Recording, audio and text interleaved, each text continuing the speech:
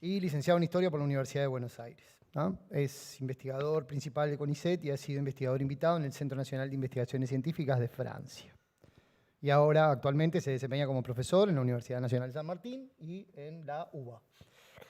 ¿Ah? Ha publicado diversos libros, pero bueno, lo que nos trae hoy, o lo que nos trae hoy es algo que tiene que ver con este libro que está circulando en Uruguay también, de la editorial Siglo XXI, que es una historia del antiguo Carnaval de Buenos Aires, su legado de la cultura popular, la fiesta de los negros. Así que bueno, vamos a escucharlo sobre ese tema y después las personas que estamos aquí, Milita Alfaro, Gustavo Goldman y yo, vamos a hacer algunos comentarios, preguntas, como para poder seguir conversando con Ezequiel sobre el tema. Así que bueno, Ezequiel, todo tuyo. Bueno, muchas gracias por la presentación. Quería iniciar agradeciendo a Milita por la invitación, un honor y un gusto estar aquí compartiendo estos días con ustedes. Gracias por la hospitalidad y el interés por el trabajo. Bueno, gracias a todos ustedes por venir. Quería hablarles un poco de algunas cuestiones más del marco de esta investigación. Voy a hacer una presentación muy breve para explicarles de qué va el libro. Muy breve porque bueno, el carnaval porteño de los años que trabaja el libro, que es básicamente el siglo XIX, es un carnaval bastante gemelo del de Montevideo, así que todo lo que la descripción que haga lo van a sentir muy cercano y conocido. Lo primero para decir es el carácter multitudinario que tenía la celebración en ese momento. Se calcula que 1/3 de la población porteña participaba de los carnavales hacia fines del siglo XIX, lo que es una cantidad de gente realmente muy, muy grande. Algunos de los elementos centrales de la celebración son el juego del agua, que ustedes lo conocen perfectamente bien, los bailes de máscaras, los disfraces de todo tipo,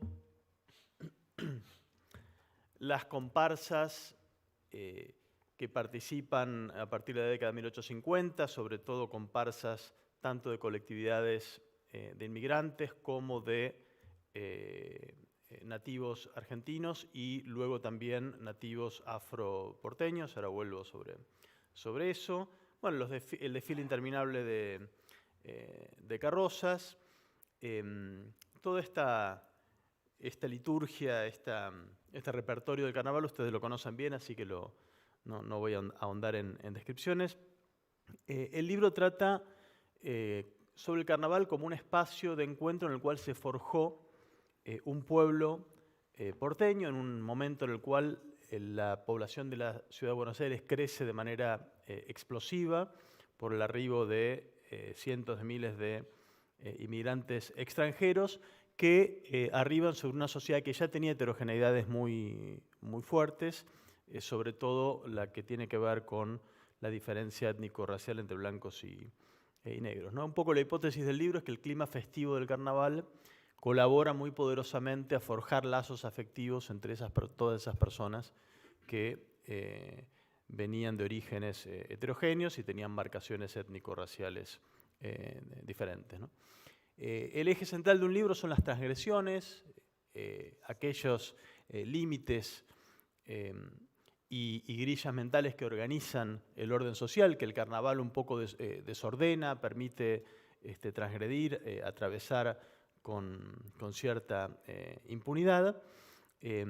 Una celebración entonces donde se mezclan piezas de ese magma popular todavía poco conectado, se combinan, se desordenan, se superponen y también, fundamental, una celebración donde también se transgreden las fronteras de género, donde la línea de lo permitido en los vínculos entre varones y mujeres se puede atravesar con cierta impunidad, un lugar en el cual las mujeres ganan una cierta autonomía respecto de los varones, sobre todo aprovechando la impunidad que da la máscara, ¿no? el anonimato, y también aprovechando el juego del agua, ¿no? Ese correteo. Sarmiento lo describía de manera muy gráfica, ¿no? Que el correteo del agua permitía, bueno, aproximarse a esos cuerpos que de otra manera no se podía uno aproximar, y bueno, el agua mojando las telas finas de los vestidos permitía ver algunas curvas, ¿no? Cosas que los varones apreciaban mucho, pero los testimonios indican que las mujeres no menos. Así que un espacio muy interesante en ese sentido. Junto con eso, transgresiones en el ámbito de las sexualidades. Esto es lo más difícil de documentar porque las fuentes, por supuesto, hablan poco, pero tenemos algunos elementos, referencia de principio del siglo XX, de la policía refiriendo a que en los bailes de carnaval los varones invertidos, según el vocabulario de la época, loqueaban, ¿no? Tenían una cierta visibilidad que en otro contexto no era posible, y sabemos que la primera travesti documentada en Buenos Aires pudo mostrarse tal cual era en un baile de carnaval, y luego continuó el resto del año, ¿no? El carnaval también como un espacio de transgresión de las fronteras de clase. Hay todo un episodio fundamental que trata de reconstruir el libro, que es el momento en el cual las clases altas, las élites porteñas, tratan de tomar la fiesta por asalto y, entre comillas, civilizarla, utilizarla, digamos, como un ámbito en el cual inculcar los modales civilizados europeos a la población popular. Tiene que ver entonces con la prohibición del juego del agua en 1868 y la creación del primer corso para el desfile de comparsas y carruajes al año siguiente, en 1869. Un proceso bastante similar al que hubo aquí en Montevideo un poquito después, en el 72, ¿no? Fue 73, ahí está. Eso es similar. Bueno, ese intento de las élites de tomar por asalto la fiesta, entonces, que termina luego de un par de años en un fracaso estrepitoso, porque las clases populares retoman el control de la fiesta y los sectores altos terminan retirándose directamente de la celebración callejera y de las comparsas, que hasta ese momento eran los jóvenes de clase alta, tenían un lugar importante en ellas. Un momento en el cual también las exhibición de las identidades nacionales en las comparsas, y a la vez la confusión de esas identidades en comparsas cosmopolitas, ¿no? Que unificaban a gente de distinta procedencia, permite también tematizar y lidiar con las diferencias nacionales que eran muy profundas en ese momento. Piensen ustedes que más de la mitad de la población porteña en esos años son extranjeros, y la otra mitad, buena parte, son hijos de extranjeros. Así que es realmente una sociedad tremendamente heterogénea. Perdón, me olvidé de pasarle esto es cuando cantan Victoria en el 1869, ¿no? Muestra la imagen de cómo era el carnaval antes, con el juego del agua, y el carnaval civilizado. Aquí están exultantes, y un par de años después están furiosos con que el proyecto había fracasado. El eje del libro son las transgresiones étnico-raciales, ¿no? La transgresión de la frontera entre blancos y negros. En los años en los que trata el libro, hay una verdadera revolución en la relación entre blancos y negros. En muy pocos años se pasa en Buenos Aires, bueno, lo mismo que Montevideo, en Buenos Aires un poco más lento, se pasa de una situación en la cual todavía en 1810, 1813, los cuerpos africanos son raptados de África y vendidos como si fuesen objetos en el mercado. En algunos años, bastante rápido, digamos, para hacer el cambio que involucró, bueno, se prohíbe la trata, ley de vientres, unos cuantos años después el final de la esclavitud, y esa población es incorporada como parte de una ciudadanía. En el sentido fuerte de la palabra, es decir, una ciudadanía con votos, con derecho a voto. Por supuesto, todo este proceso con la continuidad muy profunda del racismo que imperaba en esos años, ¿no? Ese proceso contradictorio tuvo uno de sus episodios o uno de sus capítulos más relevantes en la fiesta de Carnaval, que es un sitio donde se produce una transgresión de esa frontera de color muy llamativa, que ustedes la conocen bien, y ese es un poco el eje del trabajo, ¿no? Hay una secuencia que es parecida a la que hay aquí en Montevideo, que es que en 1865 en Buenos Aires aparece una comparsa de blancos que imita o pretende imitar a los afrodescendientes, una comparsa de jóvenes de élite, lo hace de una manera como una parodia, con máscaras negras y con unas coreografías medio estrambóticas. Algunas otras comparsas de élite siguen el ejemplo en los años posteriores y probablemente por reacción un poco, por lo que eso habilitaba y como reacción a eso, comienzan los afroporteños a presentar comparsas propias en el año 1869, por primera vez, de varias estéticas.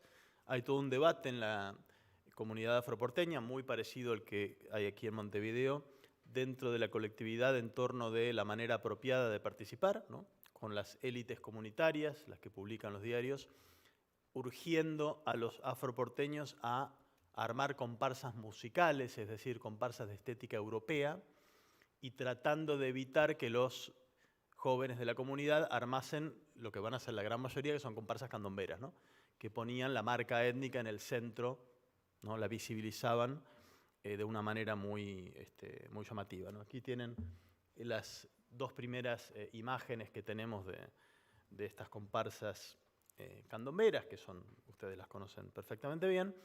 Y lo interesante acá es que esto genera una dinámica de copia mutua entre las representaciones de lo negro que hacían blancos y afrodescendientes, ¿no? Poquitos años después de que comienzan a salir las primeras comparsas afroporteñas, los jóvenes de élite se retiran del carnaval, las comparsas que imitaban a los afrodescendientes se retiran en ese momento, junto con todas las otras comparsas de la élite, ¿no? Se desaparecen de la escena, y surge una nueva camada de comparsas de jóvenes blancos, ahora de clase popular, que se tiznan el rostro y ejecutan el candombe. Eso es muy parecido a lo que sucede aquí en Montevideo. A diferencia de las primeras comparsas de jóvenes de élite, no son comparsas que buscan hacer una parodia, sino más bien, como es el caso de los lubolos, de la primera comparsa que tienen registrada aquí de jóvenes de clase popular, que buscaban hacer una representación realista del candombe, es decir, ejecutarlo, imitarlo de la manera más realista y ajustada posible, ¿no? Un poco el libro trata sobre esta cuestión, sobre esa convivencia en el carnaval durante más de 25 años entre comparsas de candomberas de afrodescendientes, comparsas candomberas de blancos, de clase popular, y además una cantidad ya importante de comparsas que son mixtas, que son de blancos de clase popular y candomberas.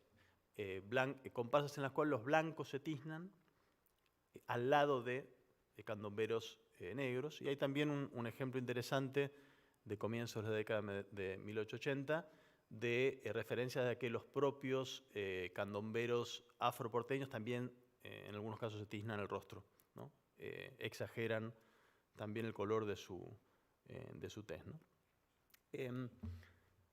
Aquí tienen esta es de Santa Fe, una mucho más longeva, una comparsa dirigida y con mayoría de afro-santafesinos, en la cual participaban blancos de cara tiznada, y sabemos que era la propia esposa del director, que era afrodescendiente, quien se ocupaba del maquillaje, ¿no? Aquí hay esto muy rápidamente la descripción del libro. El libro trata de plantear una discusión de entender este fenómeno de la mímica, ¿no? De la imitación y el tiznado, con categorías que nos permitan pensarlo no a la manera del blackface anglosajón, que es el modelo que muchas veces se toma para analizar esto, sino con categorías más, que hagan más justicia a las realidades locales, ¿no? Yo llego a este tema, les quiero contar, yo no era investigador del carnaval ni nada parecido, tampoco hasta ahora había hecho ningún trabajo sobre los afrodescendientes.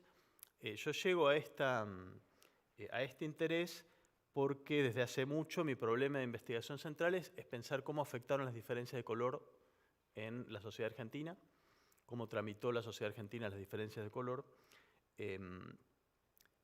no en particular en referencia a los afrodescendientes, sino a las personas mestizadas, que son la mayoría de las clases populares en Argentina, que tienen piel amarronada, que son objeto de racismo, y que sin embargo, a diferencia de lo que puede ser la situación de un afrodescendiente o de un pueblo indígena, no tienen un grupo de referencia primario. Es decir, son objeto de racismo, pero no tienen pertenencia a ninguna minoría identificable como tal, no tienen muchas veces memorias étnicas en particular, muchas veces literalmente no tienen ni idea de dónde vinieron sus ancestros, saben por lo que dice el espejo, que sus cuerpos al menos no son enteramente europeos, pero no tienen ninguna memoria ni referencia al respecto. Ese es el foco de mi interés, cómo se piensa el antirracismo en poblaciones que no tienen un grupo, que no son una minoría, que no tienen un grupo minoritario de referencia. A lo que se suma algo muy curioso de Argentina, que además hay una identidad negra, entre comillas, en referencia a la clase social, a la clase popular, que no remite necesariamente a un origen afro.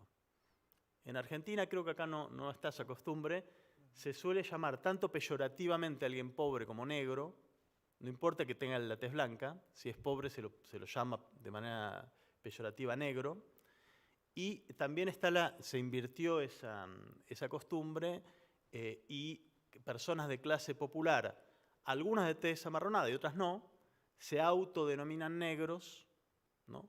Con un sentido ahora reivindicativo de orgullo de clase, ¿no? Claro, viene de esa historia de los cabecitas negras, ¿no? Es decir, que el significante negro en Argentina en alguna medida se independizó de la afrodescendencia, ¿no? Es decir, menciona población que es subalterna desde el punto de vista de clase,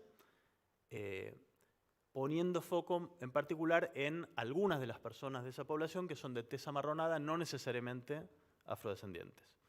De hecho, el estigma mayor es sobre los mestizos de indígenas, más que los que sean visiblemente afrodescendientes, ¿no?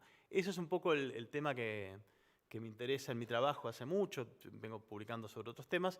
Llegué a Carnaval porque estaba seguro que en ese encuentro entre comparsas de afroporteños y comparsas de blancos que los imitaban, alguna clave para entender este problema iba a encontrar.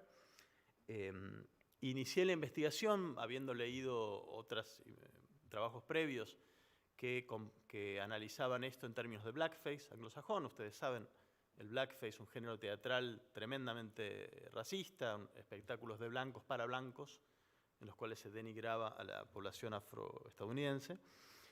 Y bueno, en la investigación empírica la verdad que encontré algo muy, muy distinto, no encontré evidencias de algo parecido.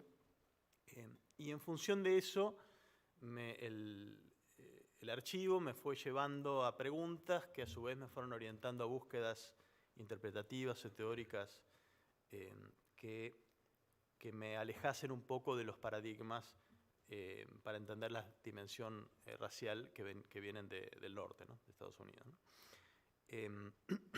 Particularmente, este libro intenta pensar esta cuestión desde la mezcla, es decir, no pensar la cuestión desde lo que es el punto de partida implícito del multiculturalismo, que es la idea de que los grupos existen como grupos discretos, separados, bien delimitados, cada uno con una identidad y un acervo cultural propio, y que luego la tarea del antirracismo es ver, bueno, cómo uno hace que esa convivencia sea más o menos armónica u horizontal. De esa matriz salen nociones como la de apropiación cultural, ¿no?, que indican que hay alguna, digamos, violación de la integridad de cada grupo étnico cuando un signo cultural circula entre un grupo y otro, ¿no?, que ahí hay algo que es necesariamente incorrecto. Apartarme un poco también de la idea de una condena al pensamiento desde la mezcla, que sobre todo, bueno, diría no solo en la academia estadounidense, está muy difundido ya en todas partes, con la idea de que cualquier pensamiento desde la mezcla nos conduce a las ideologías de mestizaje, ¿no?, de la democracia racial en Brasil o del mestizaje en México, ¿no?, ideologías de Estado que buscaron homogeneizar forzosamente a las sociedades y barrieron bajo la alfombra la continuidad de la heterogeneidad étnico-racial y, por supuesto, el racismo. Esto, por supuesto, es así. Estas ideas existieron, existen y tienen un peso enorme, pero me parece a mí que es necesario, de todos modos, pensar desde la mezcla con otras categorías. Y finalmente, tratar de pensar la mímica o la imitación de un grupo étnico por otro, más allá de la idea de blackface o de la ventriloquía, ¿no?, la idea de que el ventriloquismo, que cuando uno toma la voz del otro es una especie de ventríloco, ¿no?, que convierte al otro en un muñeco inerte o pasivo, ¿no? Todas estas visiones parten de la idea de que en todos estos casos hay un grupo que reemplaza, sustituye al otro, ocupa su lugar. Y finalmente, entonces, depende de la idea de que, como les decía, esta idea implícita de que los grupos son y permanecen como grupos perfectamente distinguibles y recortables como tales, ¿no? En el escenario latinoamericano, por supuesto, tenemos grupos que existen como tales, comunidades que mantienen una vida comunitaria y una identidad propia, junto con una realidad de una cantidad enorme de personas que son mezcladas, ¿no?, mezcladas en todo sentido. Como les decía al principio, una porción enorme de la población que es mestiza y no tiene memorias étnicas propias, salvo la de ser una persona de clase popular de un país latinoamericano, ¿no? Desde esa realidad, digamos, me parecía un desafío importante pensar o repensar el flujo cultural interétnico en ese escenario, ¿no? Planteado en otros términos, para una persona que es mezclada, ¿qué significa apropiarse de un signo cultural de otro grupo, ¿no? ¿Cuál sería el patrimonio propio que le corresponde a una persona que es mestiza, que es mezclada, ¿no? Junto con esto, ¿cómo construyen sus identidades nacionales pueblos que son étnicamente heterogéneos y que no tienen la posibilidad de deslindar quién fue quién es la raza dominante y qué razas van a ser invitadas como minorías, ¿no?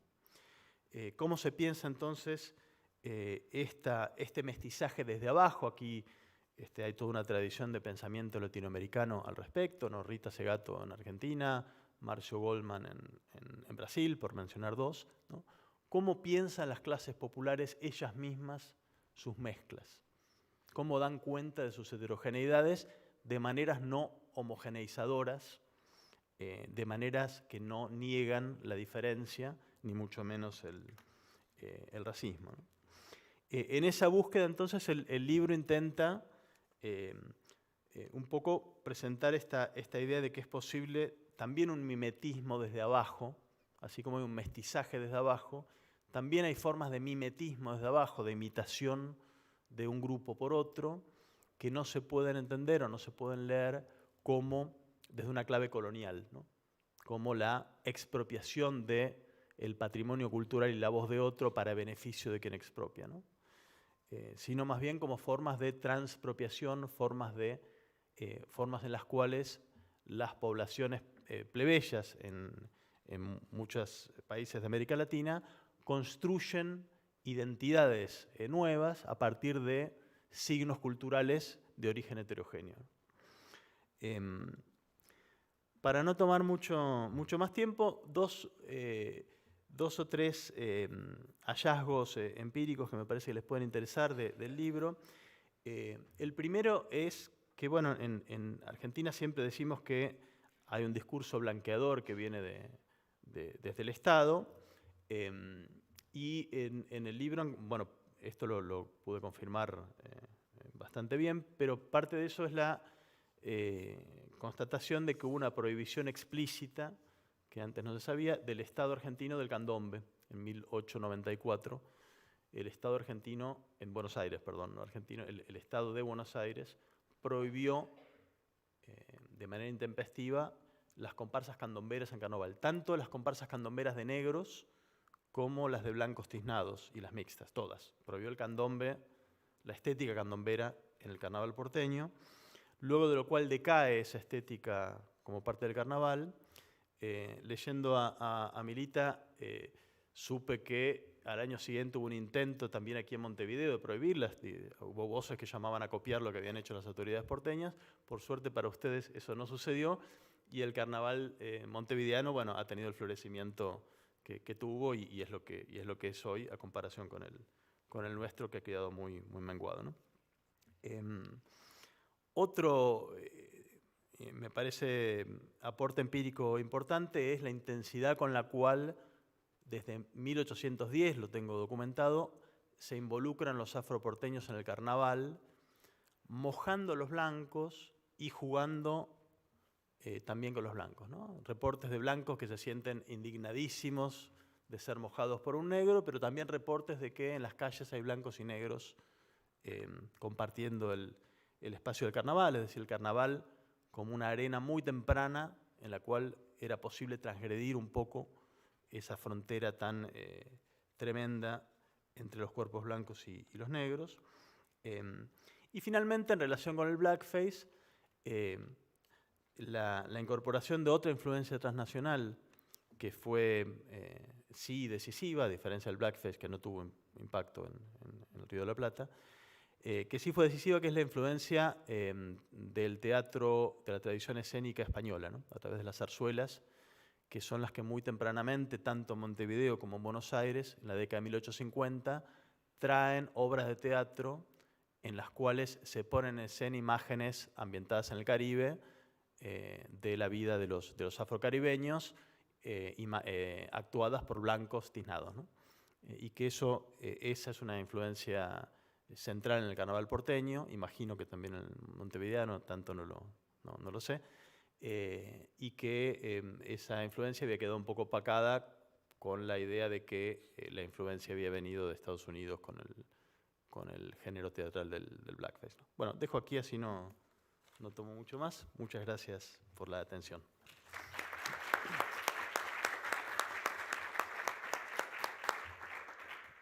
Bueno, Milita Alfaro. Sí. Comentarios. Bárbaro, muchas gracias. A ver si esto funciona. Sí, está prendido. ¿Está bien? Sí, ¿Me oyen? Sí. ¿Se escucha? Bueno, está bárbaro. Si quiero empezar yo, porque lo mío va a ser muy breve. Creo que tenemos en Alejandro y en Gustavo dos especialistas con mucha mayor autoridad que yo para hablar de estos temas. De todas maneras, sí, la presentación de Ezequiel me provoca mucho y me dan bueno, primero que nada celebrar la presencia de Ezequiel y la iniciativa del CAICU de haber previsto justamente un espacio como este para reflexionar e intercambiar ideas a propósito de cultura rioplatense a partir de ese libro, La fiesta de los negros. Un trabajo estupendo del que me siento muy cercana, porque, bueno, fundamentalmente en razón de mis propias incursiones en los carnavales del siglo XIX.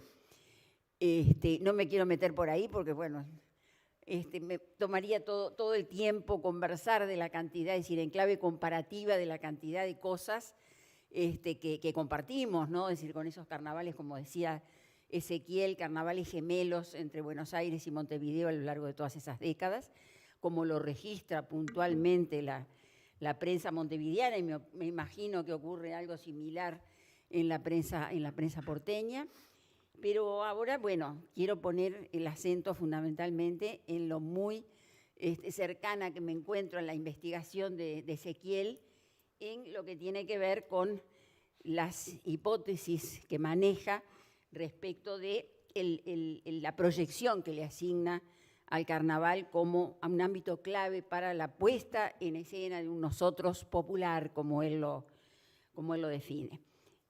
Sabido es que todas las prácticas festivas suponen un vehículo fundamental, un formidable vehículo de simbolización de las identidades, y eso todavía es más así en sociedades como las nuestras, sociedades aluvionales, donde la construcción de los imaginarios colectivos es el resultado del encuentro, de la interacción, de la síntesis, de una pluralidad de cosmovisiones diferentes. En ese sentido, bueno, suscribo totalmente la afirmación de Ezequiel cuando sostiene en su libro que el carnaval en el siglo XIX fue más que una fiesta, constituyó una arena central, dice él, en la que se negociaron diferencias y se tramitaron tensiones, un evento indispensable para la forja de un sentido de pertenencia entre personas que todavía no lo tenían.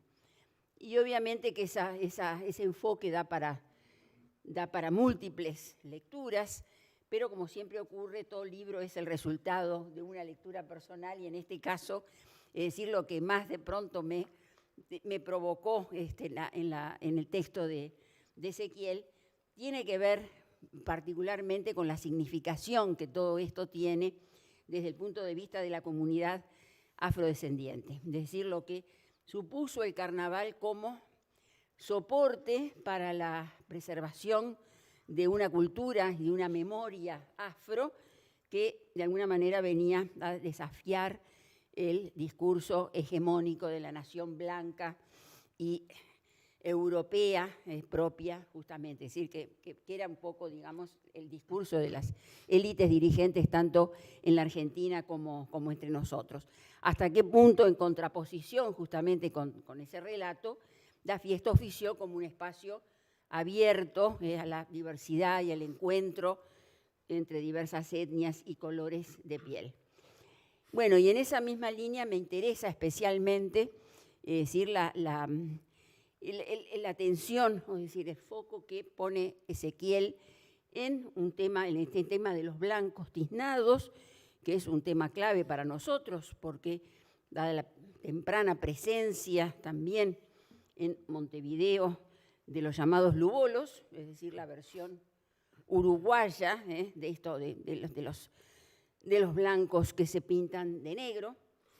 Y a este respecto a mí me interesa, es decir, destacar especialmente la visión que propone Ezequiel en su libro, cuando analiza la simulación de negritud promovida por esos blancos tiznados de Buenos Aires en relación con los debates vinculados con el blackface en los Estados Unidos.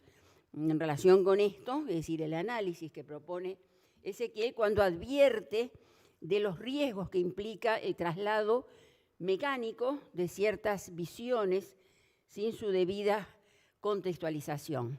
Es decir, un señalamiento que él refiere fundamentalmente al caso argentino, pero que a mí me parece absolutamente aplicable al Uruguay.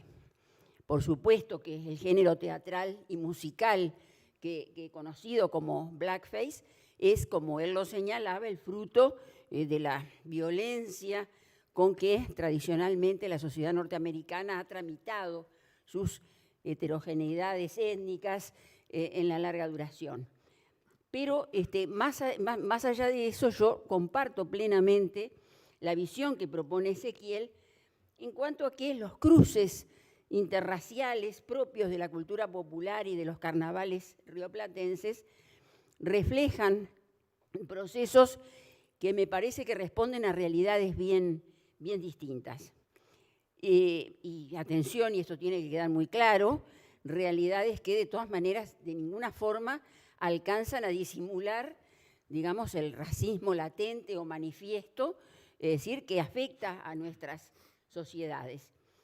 Sin embargo, me parece que esas circularidades y esas interacciones que se fraguan justamente desde desde abajo, parecen ser el resultado, a mi entender, de otros factores de otra naturaleza, como por ejemplo puede ser un muy intenso y muy temprano proceso de mestizaje que se da entre nosotros, como pueden ser también, esto es fundamental, esos lazos de hermandad tejidos por blancos y negros en los patios de los conventillos y en las calles de los barrios pobres de la ciudad.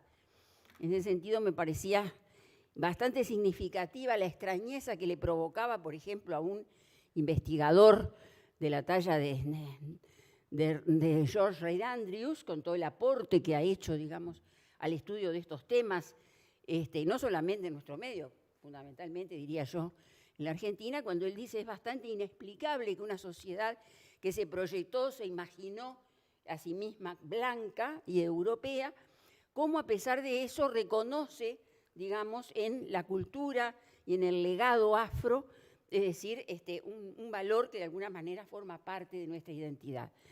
Y yo creo que esa extrañeza proviene justamente de, no sé, como que esa opinión que vierte Andrews está como demasiado apegada a lo que es el discurso oficial, ¿verdad? Es decir, el creer que justamente ese discurso del Estado, que por supuesto promueve, es decir, una suerte de homogeneización, es decir, un modelo de ciudadanía que tiene poco que ver con la diversidad real que nos caracteriza a todas estas sociedades, es decir, y no tener en cuenta que junto a eso coexisten otras visiones y otras formas de vivir esas diversidades que son justamente las que se expresan en estas manifestaciones populares, entre muchas otras, por ejemplo, lo que es esta convivencia de blancos y negros, este borramiento de alguna manera de fronteras étnicas y raciales, por ejemplo, en las comparsas de carnaval, es decir, para nosotros comparsas de negros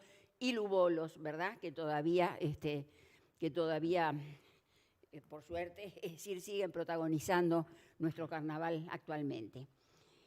Ahora, dicho esto, es decir, desde mi mirada, que es la de la investigación histórica, que a veces de repente me importa mucho la visión de estos temas de Alejandro y Gustavo desde el punto de vista musicológico, incluso desde el punto de vista de letras, es decir, que es lo que Alejandro ha estudiado específicamente. Lo mío de pronto es una visión más general, más abarcativa del fenómeno del carnaval en sí.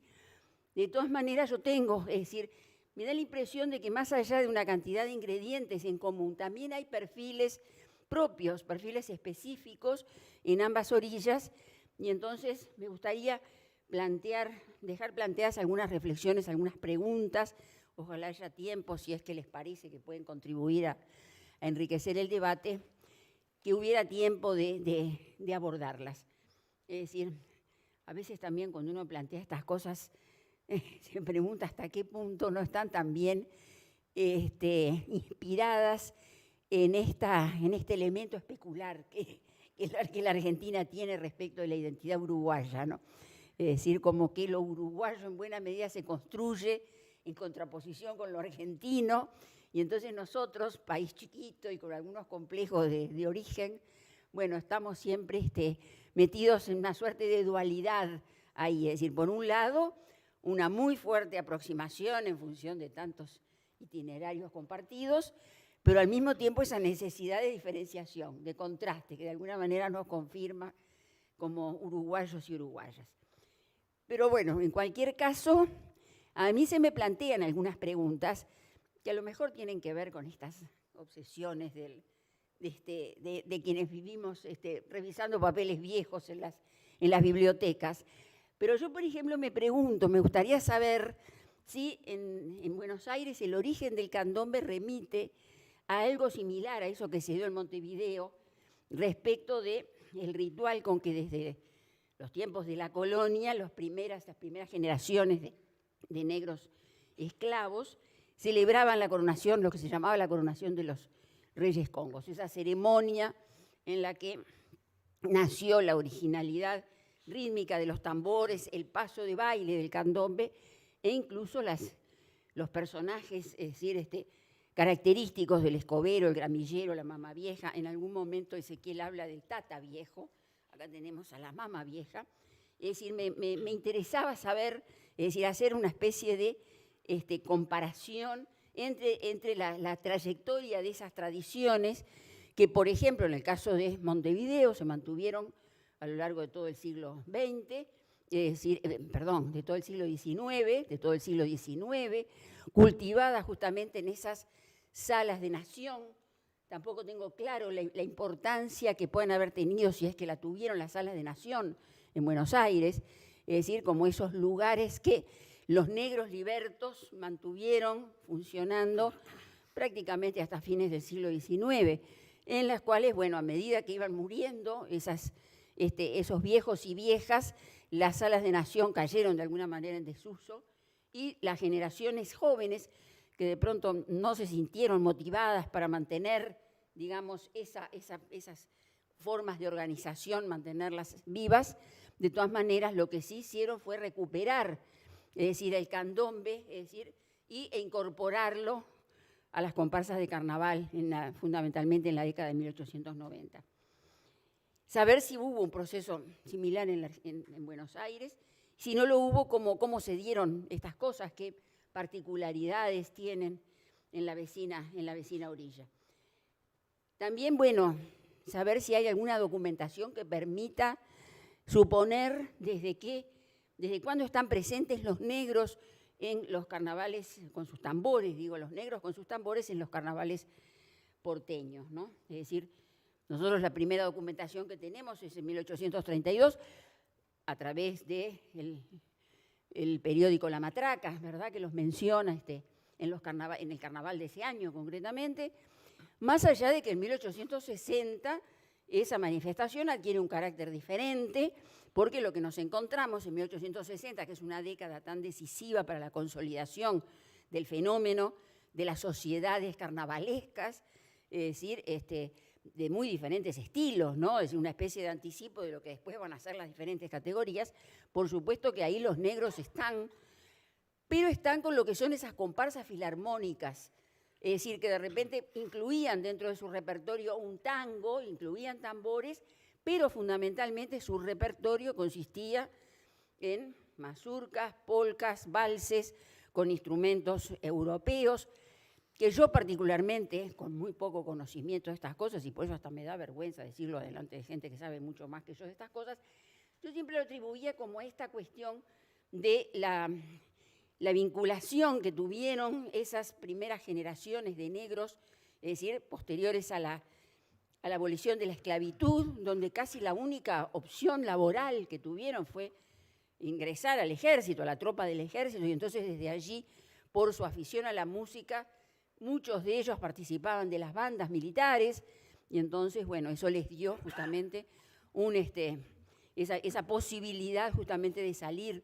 en carnaval, es decir, a formar entonces estas comparsas filarmónicas que de repente tienen poco que ver con lo que hoy imaginamos, ¿verdad?, con la comparsa de negros, porque esa recién, digamos, se va a afianzar en el carnaval montevideano allá por 1890 o 1900. Otro asunto que me intriga, pobre Ezequiel, no quiero que te sientas en un interrogatorio, me parece que estoy, pero bueno, hay pocas oportunidades de tener estas digamos, este análisis comparativo. Entonces lo quiero aprovechar al máximo. Mirita me retuvo el documento, no me puedo ir hasta no responder todo. Bueno, ahí está. Entonces, por ejemplo, a mí me intriga esta cosa de que paradójicamente Juan Manuel de Rosas va a prohibir el carnaval. Pero, digo, de todas maneras uno tiene esa idea de una vinculación muy fuerte de Rosas con lo popular y con los afrodescendientes en particular. Y entonces, bueno, saber si había algún tipo si en los carnavales de su tiempo había comparsas de negros, en qué se manifestaba esta cuestión, digamos, de Rosas, es decir, cercano justamente a las expresiones de los afroporteños. Había comparsas, ¿cómo eran? ¿Cuál era el perfil de esas comparsas? Y después, Claro, también después del interregno que supone la prohibición de rosas, los carnavales vuelven, creo que es toda una década, ¿verdad?, que están prohibidos, y cuando vuelven, y fundamentalmente en 1860, como que los que vuelven son los negros, los blancos tiznados. Yo no sé si entendí bien. Y entonces como que los negros toman eso como modelo para sus propias comparsas. Y entonces ahí también, ¿qué son? Comparsas también filarmónicas, esas de blancos tiznados, o tenían, es decir, elementos de candombe y personajes de candombe. Y la última cosa, pero que me llamó la atención, y es el efecto poderosísimo que va a tener esa prohibición de 1894. Digo, cómo justamente decir una manifestación de arraigo popular, es decir, como podían ser las comparsas de negros y mixtas o de blancos tiznados, es decir, cómo un simple decreto oficial termina con ellas. Más allá, por supuesto, de esta suerte de negritud real o simbólica que, como señala Ezequiel, de alguna manera impregna muy diversas manifestaciones de cultura popular en la Argentina. Pero cómo se barrió, digamos, con las comparsas en sí mismas. Es decir, por supuesto que acá, como Ezequiel señalaba, hubo algún intento, hubo reclamos, sobre todo de ciertos sectores de la élite, es decir, preocupados por impulsar un carnaval a la manera europea, un carnaval a la manera de Niza, carnaval veneciano y todo lo demás, que por allá justamente, es decir, a partir de 1890 y de esta presencia de los candombes en nuestros carnavales, decían, bueno, hay que terminar con esto.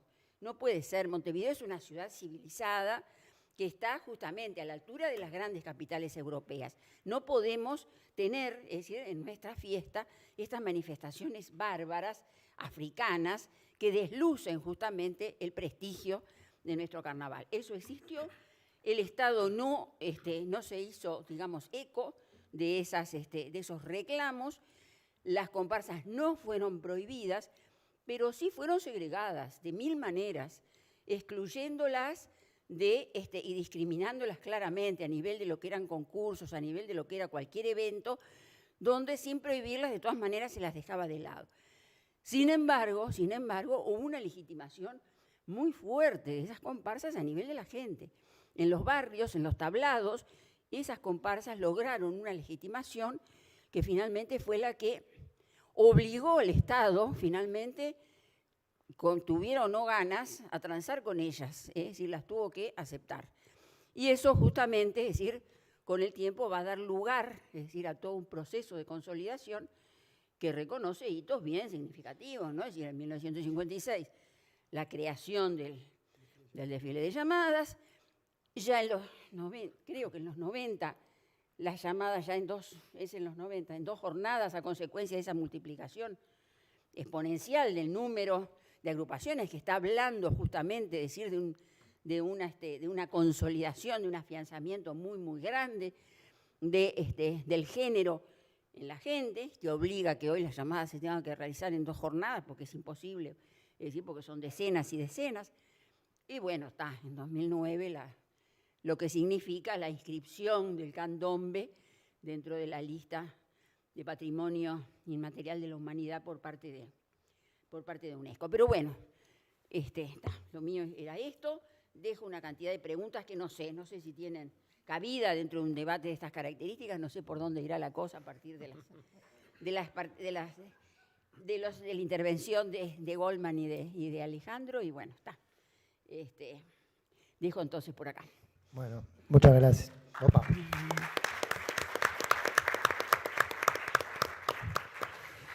Muchas gracias, Milita. Me parece que nosotros te queríamos escuchar a vos, así que no sé por qué nosotros somos lo que... Pero bueno, la verdad que, nada, supongo que lo mejor va a ser que cada uno de nosotros haga sus... Sí. Hacemos cada uno sus intervenciones y después él contesta o va reflexionando ahí sobre lo que le dijimos. Gustavo, parece bien que seas vos. Buenas tardes. No sé ni qué hora es. Debe Bueno, ser no medio importa. de noche. Yo no preparé nada para esto, leí el libro, me gustó mucho, me di cuenta que cosas pasaron similares, que la relación entre Buenos Aires y Montevideo en estos temas fue constante, sobre todo el tema de colectivos afro, ¿no? Iban, venían, músicos que trabajaban acá, se movían hacia Buenos Aires. Toda la historia de Ezequiel es una historia muy diversa, no muy compleja, pero que se puede resumir también en el caso de la población afrodescendiente, cómo los afrodescendientes se fueron participando en la vida cultural, social, política, que esa fue como la clave. Yo encontré la clave no solamente acá, sino que otros autores la han descubierto en toda América, el libro Afro-Iberoamérica de Ray Andrews, por ejemplo, cómo eso fue una clave central, cómo participo yo en una sociedad. Yo quiero ser ciudadano, quiero votar, quiero trabajar, quiero estudiar. Esa fue como la preocupación, no de toda la población en general, pero sí un sector importante, ¿no? Que después, yo para aportar algo, me parece que quiero decir esto, para no repetir lo que dice del libro de Ezequiel, que ya lo leí, ustedes lo van a leer, yo no voy a ser un relator de un libro, pero esa historia uno la visualiza después en los resultados de eso. En el caso de la música, vos lo dijiste bien cuando hablaste, la música circula, se crea, circula y es apropiada y se crea de nuevo, ¿no? Hoy tenemos, porque todos siempre hablamos de la mezcla y hablamos de la hibridación, pero es justamente en ese intersticio de esas cosas que cuando confluyen, ¿en qué podemos ver nosotros cómo podemos visualizar esa mezcla, ¿no?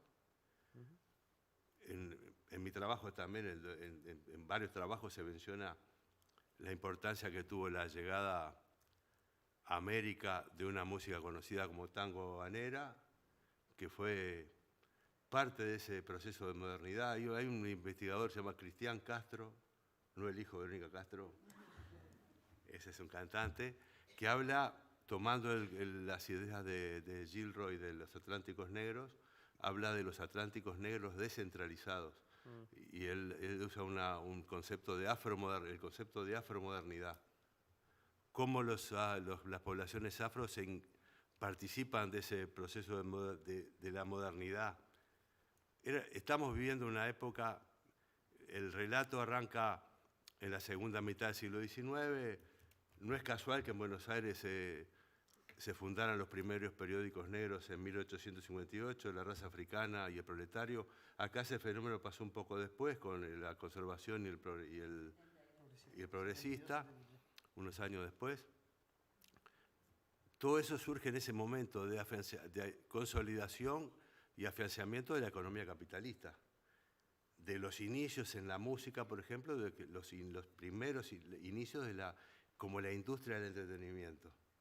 Las partituras que circulaban, lo que se denomina sheet music, las partituras cortitas, las danzas, entre ellas, como dijo Milita, las comparsas negros tocaban polcas, tocaban valses, tocaban mazurcas, tocaban yotis, tocaban marchas, hacían un brindis que aparece, es una cosa que viene de la ópera, como también aparece en la ópera. Era música que circularon.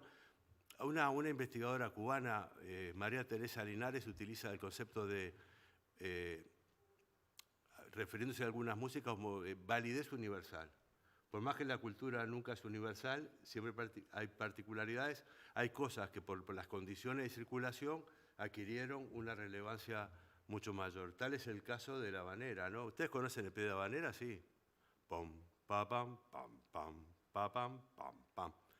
Esa música, si uno analiza los repertorios de las comparsas, yo tuve la oportunidad de revisar bastante, los repertorios de la comparsa, esa música, la habanera era la que más tocaban, habanera o tango. Sí, totalmente, Carmen de Bizet, muchas habaneras. ¿Dónde vas, comandón de Manila?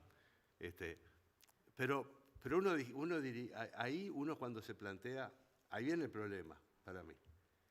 En el reglamento de la Sociedad de Pueblos Orientales, que Milita Alfaro fue la primera persona que la citó, y es por eso que empecé a investigar, porque fui a chusmear en la biblioteca cosas que estaban en el libro de Milita, y entre ellos el reglamento de la Sociedad de Pueblos Orientales.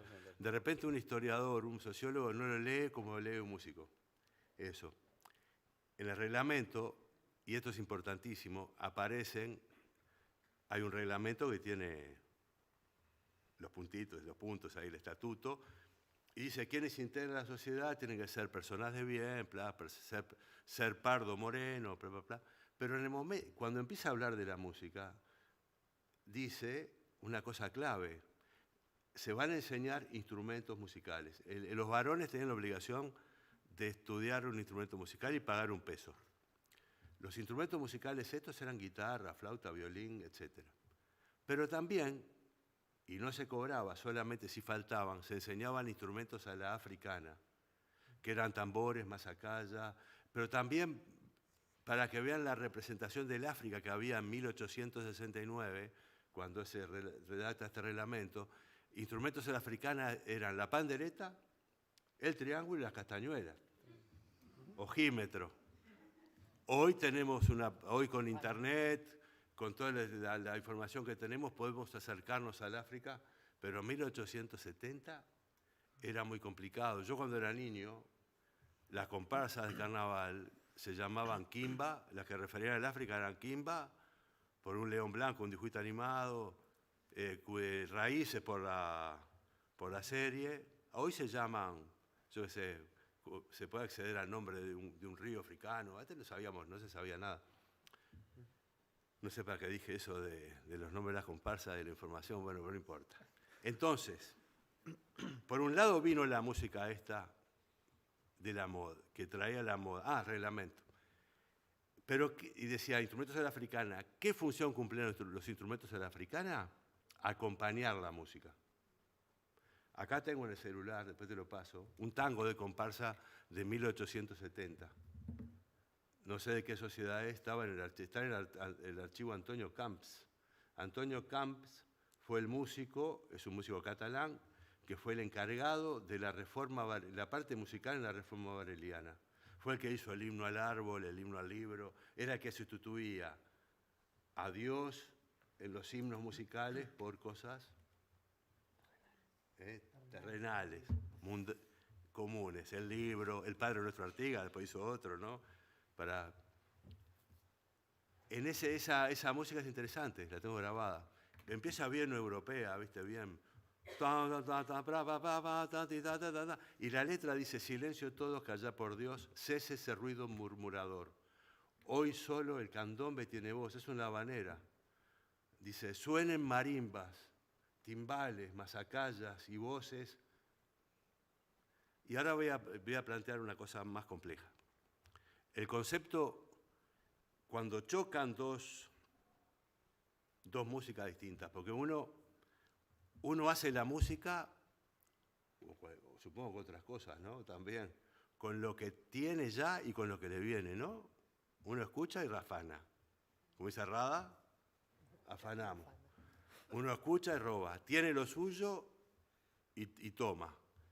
Y acá es lo interesante de toda esta idea de la música, lo afroamericano. Se creó una cosa nueva. En el África, el concepto, nosotros tenemos un concepto del ritmo que se le denomina concepto divisivo del ritmo. ¿Les interesa esto? Porque si no entienden nada me dicen, me voy. Estamos todos así. ¿Están así? El concepto de la música, el concepto divisivo del ritmo es que yo tengo un pulso. ¿Se siente? Tica, tica, tiki, tiki, taca, taca, tica, tiki, taca, taca, ta, ta, ta, ta. Dividimos el pulso. Y lo que hacemos es combinar eso siempre con una acentuación jerárquica. Lo que llegó acá decía, ¿dónde vas con mantón de Manila? Bien jerárquico. Los acentos bien organizaditos. pero la matriz africana no, pero el concepto más dominante en el África es el ritmo aditivo. Que es el ritmo aditivo, que son los patrones, es al revés, es una célula, una pulsación tiqui, tiqui, tiqui, tiqui, mínima, se agrupa de distintas maneras, 3, 4, y es cíclica. Generalmente en la música africana son cosas repetitivas. Si yo tengo patrones en tambores que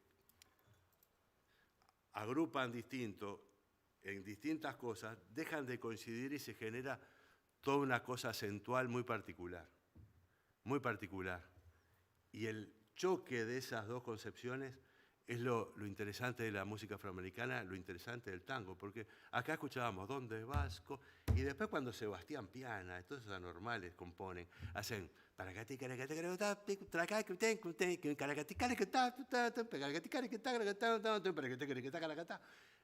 la parte acentual nos muestra a nosotros ese choque entre dos sistemas musicales, dos concepciones musicales distintas. Por eso, hoy la compañera que está allá sentada, la de las trenzas, fuiste vos, ¿no?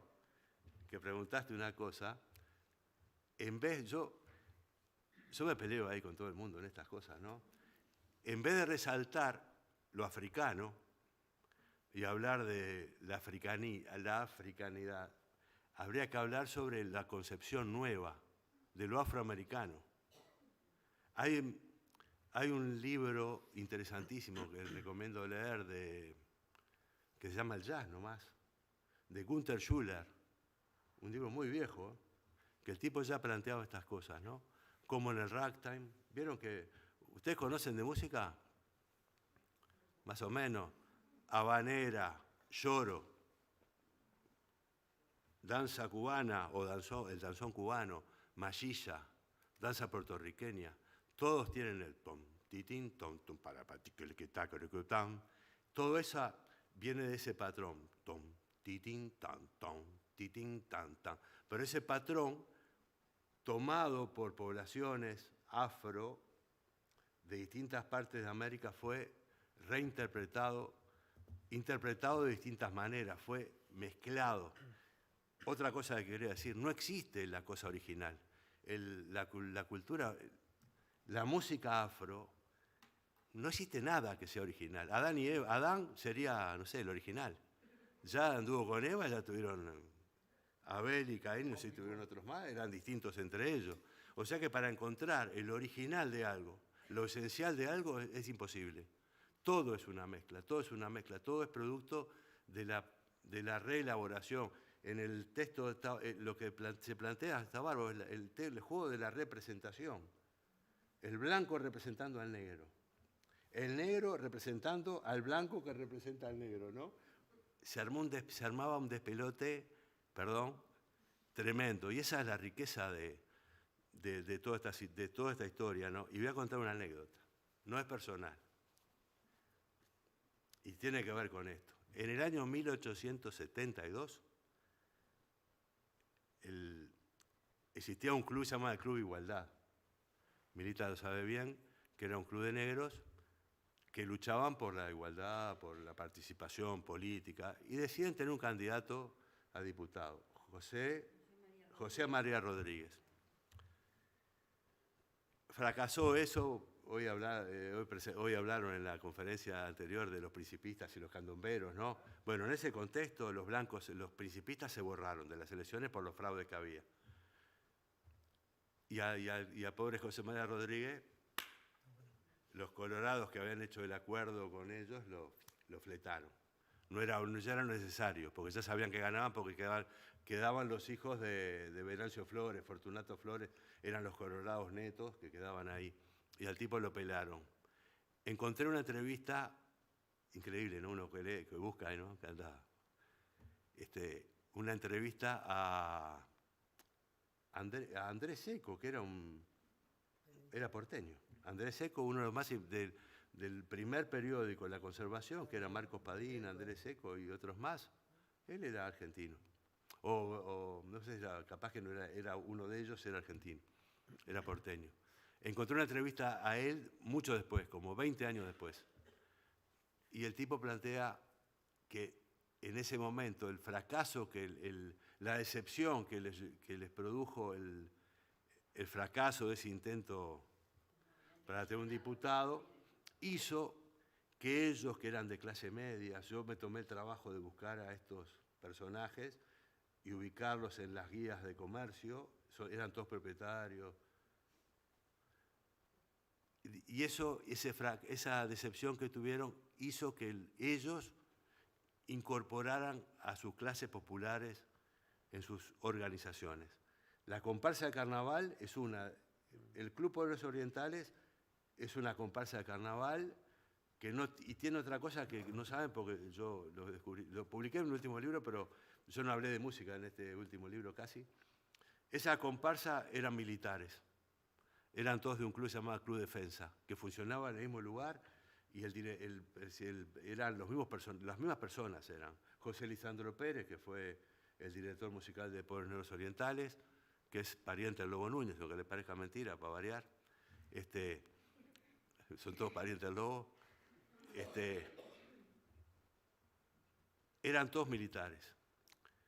Y su lucha fue esa, la educación, ¿no? Los pueblos orientales eran militares y eran los que tenían además este conservatorio musical. O sea que, yo les estoy contando para que vean la mezcla, toda la confusión que hay ahí, cómo la cultura... Después, cuando son perseguidos políticamente, están los discursos no me acuerdo cuál era el presidente ahora en ese momento, que van al Centro Uruguayo en Buenos Aires, está buenísimo los discursos que dan. Y hay una diferencia en Buenos Aires con nosotros. A vos.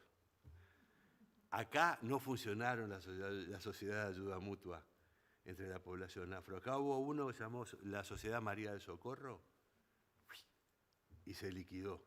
Y los propios miembros dicen, tenemos que tomar el ejemplo de los argentinos, de los porteños, que levantan la sociedad y nosotros estamos para el carnaval, el baile. Bueno. Sí, totalmente, sí, juntaban dinero para comprar libertades en un momento. Lo que Milita preguntaba, la Sala de Nación, ¿puedo decir la última y me callo la boca? Acá hay una confusión bastante grande, generalmente en este país.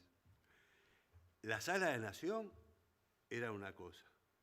Distintos grupos, distintos núcleos de población de origen africano se reunían, se organizaban en distintos lugares, la Sala Banguela, Mina, Congo de Angunga, etc.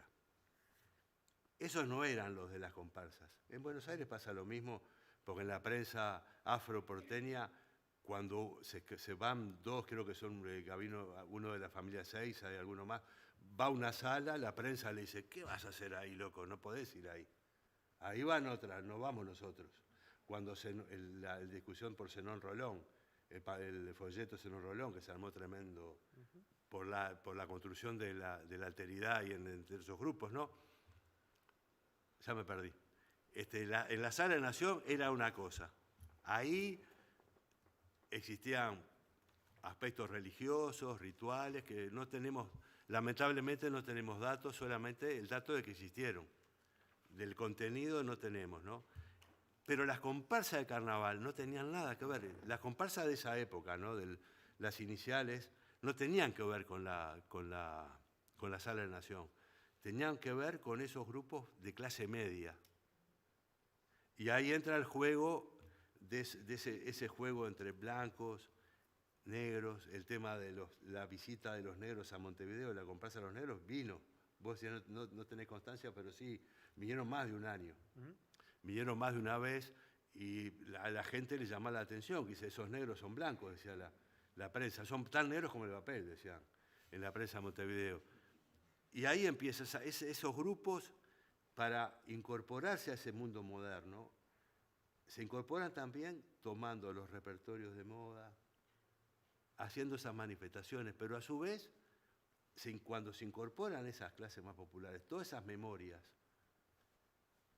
¿es cierto? Esas memorias musicales, porque uno puede perder Uno puede perder, si te irás sobre una vez, eso se te puede ir de la cabeza. Pero el sistema musical que tenés encima, no.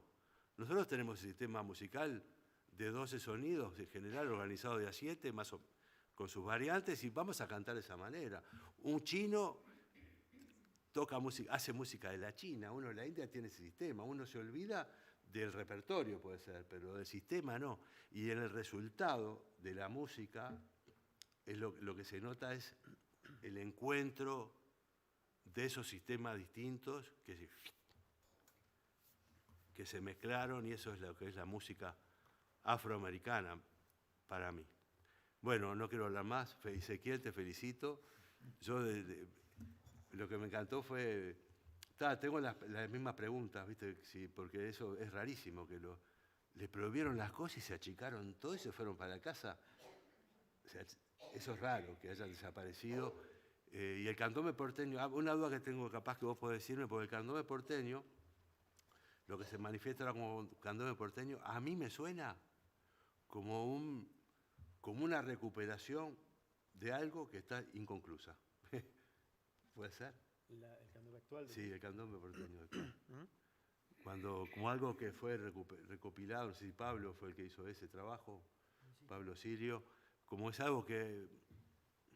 Y Milita, la última, hay una entrevista que todos lo conocemos capaz, en Caras y Caretas, que en 1902, ¿no? Que unas negras africanas de Sale Nación, ellas dicen en un momento, cuando los amitos blancos salieron a imitarnos a nosotros nos metimos en nuestras casas, ¿no?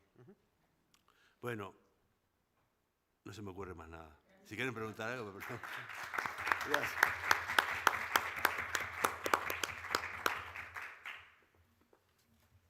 Bueno, se suponía que yo también tenía que hacer algún comentario, así que voy a hacer eso un poco. Saben que soy docente en realidad en la facultad más de teoría y de metodología de la investigación, en la carrera de letras. Entonces había muchas cosas que, más allá del conocimiento o no, poco, mucho de la cultura afro en Uruguay, te escuchaba hablar y pensaba, y creo que es una cosa que está apareciendo con mucha fuerza en la historia, que es como un aporte desde lo empírico, pero también con una reflexión desde lo teórico, que me parece que es muy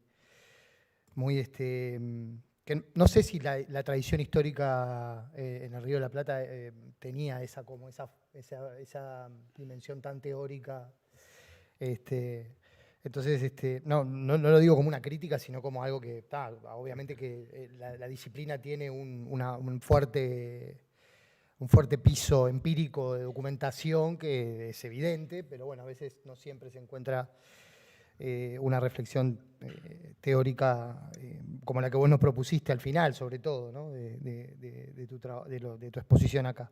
Entonces ahí a mí me parece que hay una cosa súper interesante de tu planteo. Tomá. Que no, es porque lo estoy toqueteando nomás, ¿no? Porque no tiene esto. ¿Ah, sí? Ah, puede ser. No tiene... Ando cambiando los micrófonos. Bueno, no, una cosa que me parece súper interesante que es la cuestión de la imitación, ¿no? Es decir, porque es una cuestión que, como bien vos planteaste, es una cuestión que está como muy metida en la cuestión colonial, porque, bueno, digamos, el poscolonialismo lo ha planteado estos términos, Homi Bhabha, qué sé yo. Yo me metí mucho en eso, o sea, usé mucho eso como para pensarlo, pero es verdad que al trasladarlo como bien Milita decía, ¿no? Al trasladar, por otro caso, el caso del blackface, al trasladar una cosa que viene de afuera y la traes para interpretar la realidad latinoamericana, o en caso de este rioplatense, a veces no funciona, digamos, o funciona de una manera distinta porque el colonialismo se configuró de forma distinta, digamos, ¿no? Ahora, vos lo venís a plantear desde otro lugar, eso me parece súper interesante, esta cosa de decir, bueno, la imitación desde abajo, ¿no? Esto me pareció una cosa interesante, cómo está planteada, que surge de lo empírico, decir esto de que los blancos imitan a los negros y después los negros imitan a los blancos que imitan a los negros, ¿no? Es como esa jugada de espejos y Que nada, me parece interesante a la hora de pensar la imitación, porque en general tendemos a pensar la imitación desde arriba, ¿no? Como, bueno, viene el colonizador, y entonces el colonizado copia esa cultura, y después... Y yo lo que me he encontrado, por lo menos en la investigación que hice sobre Jacinto Ventura de Molina, es que no siempre la imitación implica... O sea, tiene una parte que tiene claramente que ver con la culturación, digamos, ¿no? Jacinto Ventura de Molina era un tipo que era hijo de dos africanos, bueno, un africano y su madre, pero que eran esclavizados tempranamente, digamos, no eran generación tras generación, sino que habían llegado de África tempranamente, y que fue aculturado, digamos, ¿no? Fue separado de sus padres y educado. Ahora, eso no necesariamente implica, o sea, decir, por supuesto que hay una mirada desde arriba de eso, pero al mismo tiempo eso generó en él una serie de capacidades, digamos, para manejarse en el mundo blanco, que me parece que si uno lo ve solo como una imposición desde arriba, no alcanza para entender lo que el tipo logró hacer con eso, ¿no? Entonces acá me parece que hay un poco, es decir, nada, pensando en este problema teórico de la imitación y de este juego de las imitaciones, me parece que hay algo ahí que vos traes que permite pensar el problema de cómo nos representamos mutuamente desde otra forma, que es lo mismo que haces con lo del blackface. Me parece que un poco estamos acostumbrados a procesar ese debate, a tramitar ese debate en los términos que lo tramita la sociedad norteamericana, que tiene una experiencia del vínculo interracial que no es el mismo que el nuestro. No digo con esto que el nuestro sea mejor, ¿no? Creo que Mirita también lo decía, ¿no? Esta cosa de seguimos siendo racistas, sigue habiendo discriminación, pero hay que pensarla de otro lugar. Entonces esto me parece que esto que vos traes a partir del carnaval y a partir de tus otras investigaciones, me parece interesante. Entonces capaz que por ahí no solamente hablar de esta investigación en particular que viniste a presentar, obviamente en el marco de un congreso sobre carnaval, capaz que puede estar bueno hablar del resto de cómo has, digamos, encarado todas estas cosas en otros trabajos y en otros, más allá del concreto del carnaval. Es decir, esta cuestión de pensar la mezcla, de pensarla desde abajo, no pensarla necesariamente como los discursos que vos bien planteás y que la academia ha tenido mucho que ver en esto, ¿no? De esconder debajo de la mesa a través del mestizaje los problemas de la violencia digamos, racial. Que es una crítica que apareció sobre todo, bueno, bastante en los 80, 90, ¿no? Esta cosa de criticar las ideologías del mestizaje. No sé, yo recuerdo ahora el trabajo de Mabel Moraña y de algunos investigadores en el campo de la literatura. Entonces nosotros criticábamos fuertemente eso, decíamos, no, el mestizaje es una cosa que oculta los conflictos. Bueno, ahora vos estás planteando mirarlo desde otro lugar y me parece interesante como poder desarrollar un poquito más eso, porque me parece que, nada, simplemente porque aporta, me parece, a pensar un poco eso, los procesos históricos que se fueron dando de esas vinculaciones sobre todo de los procesos de racialización de los cuerpos,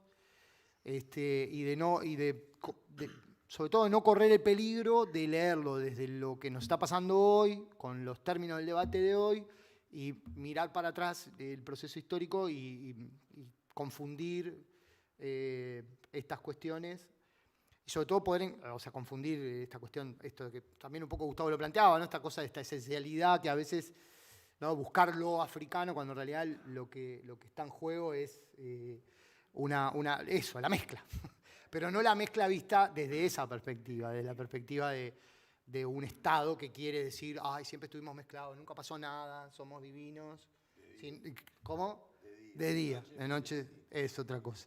Pero digo, ahí me parece que hay como, no sé, te escuchaba y me parece que ahí hay un aporte, más allá de lo empírico, hay un aporte que ayuda a pensar no solamente desde el punto de vista histórico, académico, sino también desde el punto de vista político, ¿no? Es decir, bueno, capaz que el mestizaje planteado desde arriba como una cosa impuesta, no es lo mismo que planteárselo como un horizonte político posible para el futuro, digamos, ¿no? No como algo impuesto desde arriba, sino como algo que, bueno, capaz que puede ser que eso es lo que nos define, que nos mezclamos, pero como algo para adelante y no tanto para explicar el pasado, digamos, que está más lleno de estas otras historias de discriminación. Bueno, de esto de las mezclas en general.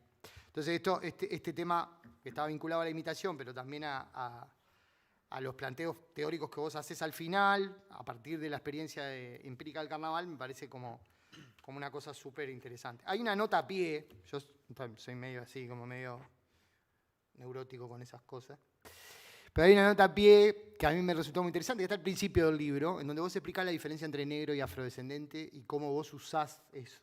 Y ahí, esto puede estar bueno, es una cosa que tal vez no es no es ni ahí ni cerca el centro de tu investigación, pero que me parece que también puede estar, a mí por lo menos leerlo me clarificó muchas cosas, porque uno a veces también corre ese peligro de decir afrodescendencia y tirarlo para atrás, y bueno, no, porque hay otros sentidos históricos, ¿no? Bueno, me pasó en mi propia investigación viendo cómo los periódicos, ¿no? Cómo va avanzando esto de primero la conservación y el progresista y la idea de la sociedad de color, después un poquito más adelante en el siglo XX lo negro como una afirmación en nuestra raza, ¿no? La idea del conrasanio que planteaba, en vez de compañero, nuestra raza decía conrasanio, entonces empieza a aparecer la idea de raza. Pero después aparece la idea de la cultura negra en la propia nuestra raza, cambian el subtítulo y empiezan a hablar de cultura negra, tomando aportes de Brasil y de... En fin, entonces ahí la cuestión de cómo nombramos me parece que es fundamental, y a mí esa nota me sirvió mucho para organizarme problemas que tenía, digamos, de cómo manejar los términos históricamente. Entonces ahí también, nada, un detalle, pero es importante. Y después, por último, porque así ya te escuchamos a vos, que es lo más interesante, más que escucharme a mí, en fin, que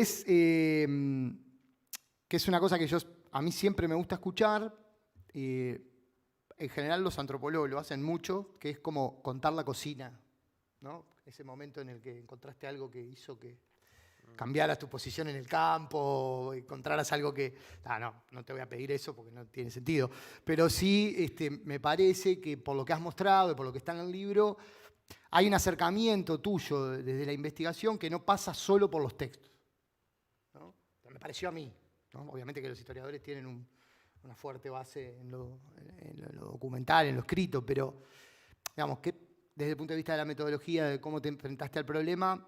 Bueno, está por un lado esto que vos planteabas, de cómo lo fuiste construyendo teóricamente, o cómo fuiste pensándolo teóricamente, pero también después cómo fue que fuiste manejando también estas fuentes que no son necesariamente escritas y que también alimentan la imaginación que uno puede hacer, la imaginación histórica, si querés, de cómo fue ese periodo, cómo funcionó, cuál era con esa visualidad, si esa visualidad te ayudó en algo a hacer la investigación que hiciste.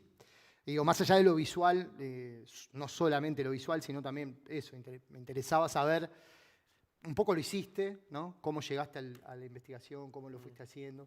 Porque a veces, lo digo esto solo como para cerrar, a veces tenemos como esta tentación de mostrar la cosa ya hecha, y me parece que está bueno, por lo menos desde el punto de vista de la cuestión de la metodología, y sobre todo de cómo investigar, saber con qué cosas uno se encontró, con qué dificultades uno se encontró, que no sea solo una historia de, estuvo bárbaro, encontré esto otro, ¿no? Como que también hay momentos en los que uno va al archivo y no encuentra nada, o encuentra cosas que van en contra de lo que uno previamente había definido o había pensado que se iba a encontrar.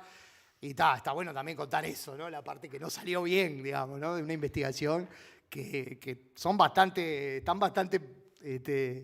digamos, diría yo, son bastante pareja, ¿no? Los momentos en los que encontrás cosas y los momentos en los que no encontrás, o que lo que encontraste genera un problema de que no sabés cómo. Creo que vos hoy contabas, ¿no? Si encontré un pedazo de una mazorca, pero no tengo ni idea de lo que dice, ¿no? O sea, ¿no? Esas cosas que también forman parte de la investigación, que a veces cuando uno presenta los resultados solo cuenta la parte que quedó bien, pero no está eso. Entonces si existía la posibilidad de que vos, después de responder a las enormes preguntas que te hizo Milita y las reflexiones de Gustavo, te queda un minuto para contar algo, me gustaría, porque me parece que es una cosa que está bueno compartir en un ámbito como este, ¿no? Como para eso, ver cómo es que se hace una investigación, la cocina de la investigación.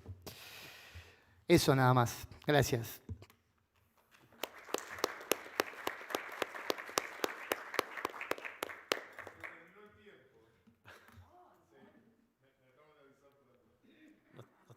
decir? Caballero, por favor, si se retira, por favor.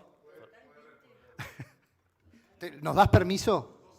2 horas más. Tenemos 2 horas más. Ah, bueno, entonces. La gente de allá de la parte técnica están re contentos con que nos quedemos 2 horas más. Bueno, no, muchísimas gracias por la lectura y los comentarios. La verdad que están buenísimos y son un montón. Arranco un poco por el último, el de Alejandro, y después voy volviendo hacia atrás.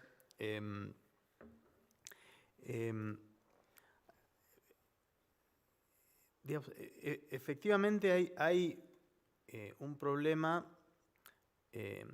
que a mí me sirvió mucho, digamos, para plantear esto, un punto de partida, digamos, va a sonar medio rimbombante, pero un punto de partida, digamos, ético-político, ¿no?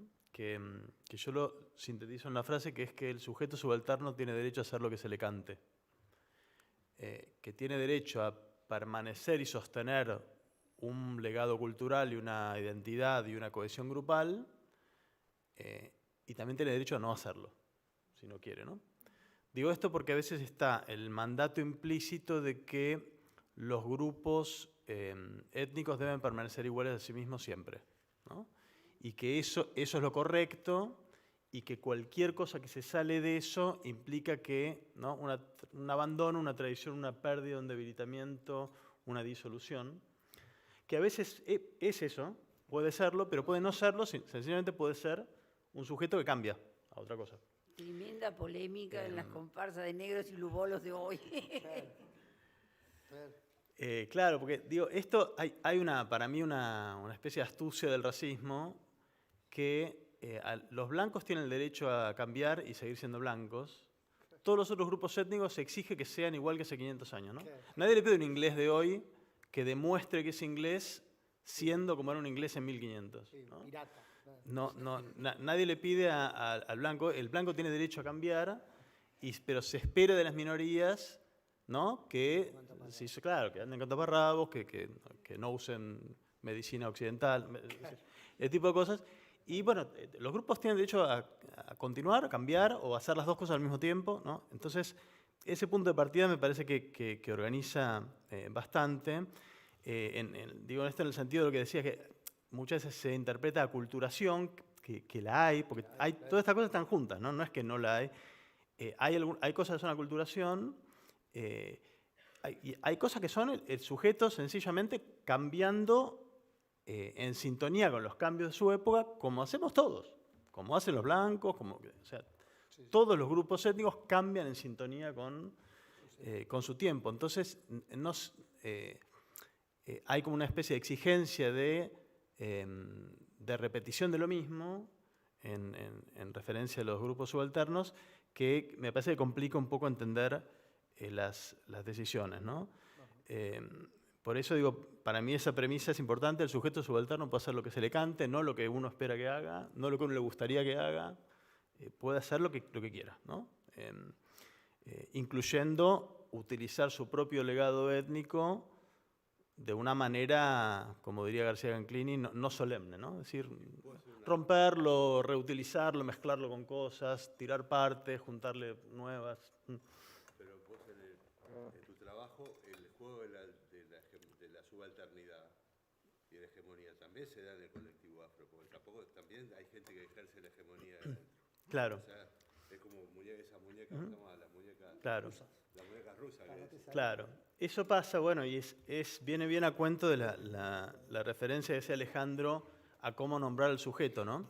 Porque tenemos la situación de que la militancia afrodescendiente en América Latina desde hace 3 décadas, digamos, bueno, en algunos casos antes, en algunos casos después, pongámosle esa fecha, adoptó una estrategia, digamos, de la militancia a nivel global, que es autodefinirse como afrodescendiente y no como negro, ¿no? Y no es solamente una cuestión de nombre, no es solamente un problema de nombre. Afrodescendiente remite a un legado étnico, ¿no? Una conexión cultural con una cultura de raíz africana. Negro remite a un color. Las dos cosas no necesariamente vienen de la mano, y acá hay una tendencia que para mí es nociva de postular que hay una forma correcta que es la de afirmarse en el legado cultural africano, ¿no? Entonces lo que pasa es que, claro, cuando uno va a la militancia afro del Río de la Plata del siglo XIX, defendían la dignidad de los negros, ¿no? Se defendían contra la discriminación, afirmaban la dignidad y la igualdad de los negros, pero a esos periódicos no les interesaba nada la cultura africana, nada, ¿no? A los periódicos, digo, no así a los afro-rioplatenses, que a algunos de ellos les interesaba mucho, ¿no? Y afirmaron el candombe y demás, ¿no? Pero no es que uno, para mí por lo menos, no es que el investigador puede decir que lo correcto era recortarse como grupo étnico afirmando un legado cultural. El sujeto subalterno hace lo que se le canta, ¿no? Y entonces, en ese sentido, autodenominarse negro es apuntar a que el rasgo por el cual esas personas son discriminadas es el color, que efectivamente en el Río de la Plata es el rasgo por el cual eran discriminados. En el Río de la Plata no era muy importante la ancestría, como sí lo era en Estados Unidos, ¿no? Que una persona podía lucir blanca, pero tenía ancestros negros y era negro. Río de la Plata era medio al revés. Cualquier persona que era más o menos de tono blanco, bueno, pasaba por blanco, y si tenía un abuelo africano, no era muy relevante. De modo tal que cuando los afro-rioplatenses se autodenominaban negros, estaban aludiendo al rasgo que en la sociedad en la que vivían los volvía diferentes, que era el color, no la ancestría, ¿no? Entonces hay un problema ahí cuando el investigador quiere, ¿no?, retraducir ese vocabulario que implica una estrategia política a términos de etnicidad, ¿no?, a términos de afrodescendencia, ¿no? Hay un problema, bueno, yo en mi caso lo solucioné, digo, bueno, para respetar las decisiones de la militancia actual, pero a la vez no pasar por encima a mi sujeto histórico, en mi texto utilizo los dos términos de manera como si fuesen sinónimos, habiendo aclarado que no lo son, ¿no? Entonces hablo de las dos maneras, negro y afrodescendiente, utilizo los dos. Hay gente que es más estricta y no usa nunca negro, por ejemplo. Bueno, cada cual lo hace como puede, ¿no? Pero en ese sentido a mí me parece importante esto que decías, que si el sujeto tiene el derecho a hacer lo que se le canta, el mestizaje también puede ser una decisión, ¿no? También puede ser una decisión mezclarse y recombinar legados étnicos. Y una cosa que a mí me parece que a veces de manera bien intencionada, pero que tiene un efecto negativo, que lo veo mucho en partes de... Bueno, un poco en la militancia también, pero también en colegas, que es reivindicar, digamos, la herencia afro por vía de localizar y valorizar la permanencia de lo mismo a través del tiempo, ¿no? Que no está mal, está perfecto y es re importante, pero eso nos lleva a una visión, por lo menos en Argentina, en la cual parece que el legado afro solo sobrevivió en unas pocas familias a puertas cerradas que lo conservaron y lo protegieron, y eso es todo. Y eso es re importante, pero también hay todo otro legado afro, que es el impacto que tuvo la cultura de raíz afro-rioplatense en la cultura popular argentina, que es gigante, ¿no? Y que eso no es, si uno lo quiere encontrar como algo en posesión de una comunidad en concreto, no está. O si uno lo quiere definir como algo producido solamente por afrodescendientes, no lo es, porque bueno, tanto en Uruguay como en Argentina, candombe, tango y demás, ha habido creadores blancos, creadores negros, creadores mestizos, todos juntos, ¿no? Con lo cual, esa posición de pensar, tratar de pensar esto desde la mezcla, me parece que es un punto que ordena un poco, ¿no? Lo que decía Gustavo también me parece fundamental, el aspecto, volver a situar el aspecto transnacional y la pregunta por los orígenes de la modernidad, que estaba muy enfocada en el Atlántico Norte, ¿no?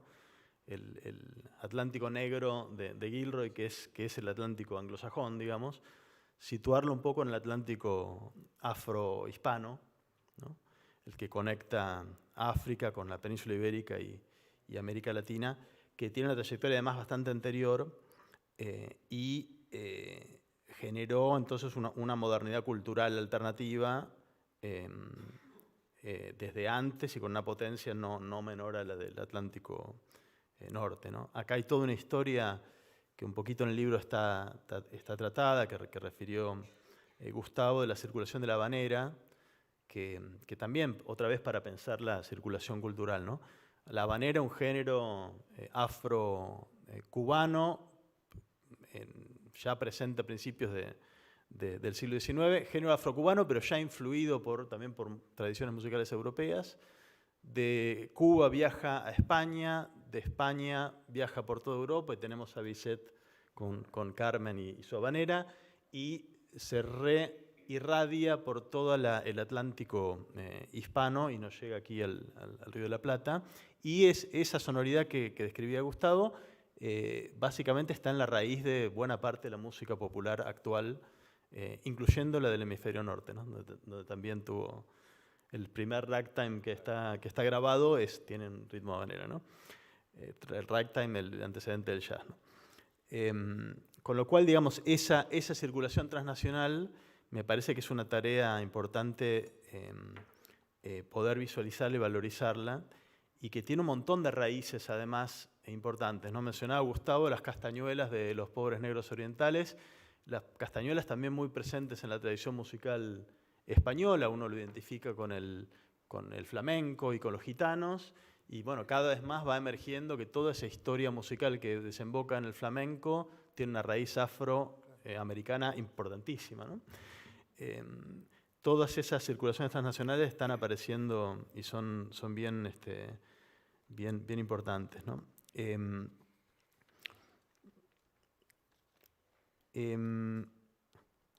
A ver, hay un montón de cosas. Voy a lo de Milita, después me reclaman si me dejé algo sin contestar. En el libro originalmente tenía una sección que era sobre las pequeñas diferencias entre Montevideo y Buenos Aires, que explican la trayectoria posterior. La tuve que sacar porque me quedaba larguísimo. Pero sí, hay pequeñas diferencias que terminan siendo para mí decisivas, a pesar de ser pequeñas. Algunas las mencionaste en tu pregunta. En Montevideo el candombe tenía una visibilidad pública desde antes que en Buenos Aires mucho mayor, ¿no?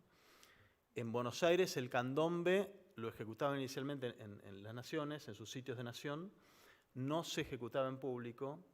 En la época de Rosas no había comparsas de afroporteños, el candombe no lo llevaban al carnaval, no era parte del carnaval, lo hacían a puertas cerradas. Recién el candombe aparece en el centro de la ciudad, de esa sonoridad, con el carnaval después de 1869, ¿no? O sea que en Montevideo tiene una trayectoria muy anterior como espectáculo musical, digamos, dentro de la oferta musical de los montevideanos de 1860, ponele. Tener que ver con una sociedad bastante más aplebeyada que la nuestra, ¿no? Quizás la de ustedes respecto a la Argentina, bueno, ¿no? Pienso yo. Dentro de esas pequeñas diferencias para mí hay dos que son decisivas. Aplebeyadas, me parece que la de Buenos Aires también era bastante aplebeyada, quizás con una élite un poco más cerrada, ¿no? que la de ustedes. Pero para mí primero hay una pequeña diferencia demográfica, que es que en Montevideo los montevideanos eran un poquito más que en Buenos Aires, no tantísimo más, pero eran un poco más. Y habían tenido un ingreso más reciente de personas de origen africano que en Buenos Aires, que se cortó más bien después de 1813, se cortó el ingreso. No me acuerdo cuándo fue en Montevideo que hubo un... Nosotros lo que pasa es que fuimos el único puerto, fuimos el único puerto de ingreso de negros a partir de 1791, habilitado por la corona española, por la cual pasaron, claro, la mayoría de los negros eran respedidos hacia otras zonas con economías de plantación, pero de todas maneras en 1805 1/3 de la población de Montevideo era negra. De cada 3 montevideanos, uno era negro. En Buenos Aires también, ¿eh? En 1820, 30% de la población eran negros. Era muy grande. Claro. Montevideo tenía un poquito, conservó un poquito más hacia fines del siglo XIX. La oleada migratoria en Buenos Aires fue un poco mayor que en Montevideo. Entonces, demográficamente, conservaron un peso un poquito mayor que en Buenos Aires en más tiempo. Y para mí hay otra diferencia que es fundamental, que es que en Buenos Aires la comunidad afroporteña quedó muy asociada a Rosas, políticamente, mientras que aquí, por lo que sé, en Uruguay no, estaban los negros uruguayos estaban en ambos bandos de la guerra civil. Claro, pero los unitarios le tenían miedo a los esclavos, ¿no? Toda esa cosa En de este- espionaje. Entonces eso fue una carga que la comunidad afroporteña le costó mucho levantar esa sospecha, y en parte por eso me parece que el candombe tuvo una visibilidad más tardía y pudo ser atacado de una manera como lo fue atacado con la prohibición, y aquí quizás no había esa base, digamos, para que pase eso. Perdón, Gustavo, te estaba... Si querés, la llegada más tardía acá los esclavistas le prestaban plata al Estado. Entonces el Estado le debía favores. Entonces cuando estaba prohibido el tráfico, hicieron un acuerdo trajeron colonos africanos hasta 1830 y pico, y trajeron con un acuerdo que hicieron con las islas, con el gobierno, con la corona española, canarios y vascos, con esos contratos. Es interesante porque las islas que son las comparsas son las alpargatas de los vascos, las boinas usaban las comparsas. Lo que sí había en Buenos Aires, sí había las proclamaciones de Reyes Congo, que eso es algo de toda América Latina, ¿no? De México a Buenos Aires, eso estaba. Esas salían, pero en las fechas del Santoral católico, no en, Sí, no ahora, en claro, el Carnaval. 6 de enero era la fecha clave, era el 6 de enero, ¿no? No en Carnaval, ¿no? Claro, sí, no. Eso no, sí lo había, y entiendo que hasta por lo menos en la década de 1860 hay referencias a que había Reyes Congo. Están en el Archivo General de la Nación Argentina están todas las sociedades africanas. Sí. Y hay una que dice es mortal, pues hay en el inventario pone que hay tambores, 2 saxos. 2 saxos. Sí. Esa es otra pregunta. Las naciones, por lo menos en Buenos Aires, no están tan disociadas de las comparsas. Claramente las comparsas no son naciones, pero sí hay naciones, las pocas que todavía existen en la década de 1870, 1880, como los banguelas, sacan comparsa de carnaval. O sea, también participan con comparsas, ¿no? Así que no sé si está tan disociado en el caso de... Vos decís que no, Goldman, vos decís que no. Acá no, pero eso capaz está en el origen de eso de la distinción entre las candomberas y las musicales. Claro, Que las claro. candomberas estarían integradas más Las candomberas más para el lado de las salas y las musicales promovidas por los negros. Acá después se mezcló todo bastante más pronto. Claro. Creo que eso fue lo que le dio más vitalidad. Claro. Y la prohibición de 1894 es en Buenos Aires. También desaparece en el mismo año, así que imagino que también la hubo, no lo pude documentar. En Córdoba en 1906 se las prohíbe, o sea, un poco después. En otras ciudades no, está en esta que vieron acá, esta famosa de Santa Fe, que salió hasta la década de 1850, y hubo algunas posteriores. 1950, perdón. No, porque estaba puesto ahí. 1950, sí, perdón. Y en la propia Buenos Aires, algunas se refugiaron en las afueras, ¿no? En el Gran Buenos Aires, en las afueras. Pero en el centro de la ciudad la prohibición fue bastante efectiva. La caída de participación es abrupta, y en el centro de la ciudad no vuelven a aparecer directamente, ¿no? Pero sí están en los barrios periféricos y en el interior del país hay en otros lugares también. Así que no es una prohibición muy estricta en Buenos Aires, pero no tanto en el resto del país, ¿no? ¿Qué más? No sé, reclámenme si me quedó alguna cosa más. Me queda sobre la cocina. Bueno, es una pregunta difícil siempre. A Tulio Alperindongue, que es el gran historiador nuestro, una vez le preguntaron, bueno, profesor, ¿cómo es su metodología? ¿Cómo puede explicar su metodología? Su respuesta fue, yo leo y escribo. Bien, más o menos lo que somos todos. esa fue su respuesta. No, bueno, a ver, el manejo del tema fuentes, el trabajo fue, bueno, primero recopilar, tomar nota de información.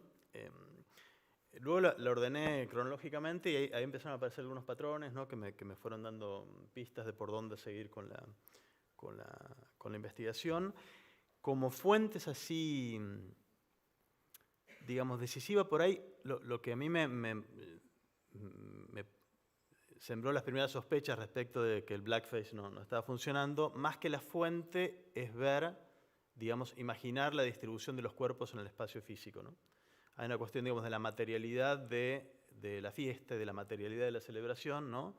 De imaginar qué supone que convivan en la celebración durante 25 años en Buenos Aires y aquí en Montevideo siguen convivan blancos tiznados y comparsas de negros sin que no encontré un solo reporte en la prensa nunca de alguna animosidad entre unas y otras. Claro.